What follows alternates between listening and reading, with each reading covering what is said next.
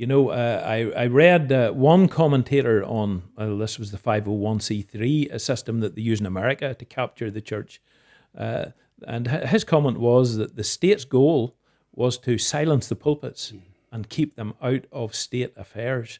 And in the States, that seems to have worked very well for them.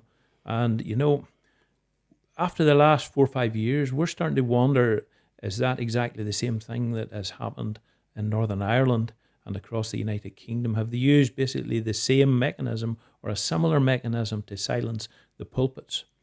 Well, it is clear that the Charity Commission has put forward its own definition of a charity, and some of that includes that the church cannot be involved in politics. The other thing that is very disturbing to me is that it has to accept the laws. It can't change the laws.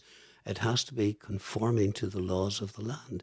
Now, that is a very serious thought, because the laws of the land today, many of them, run contrary to the teaching of the scriptures when it comes to same-sex marriage, when it comes to abortion. These things have been sanctioned by statutory law. And we have to say very clearly that this is against God, it's against his word, and the church cannot be seen to endorse it.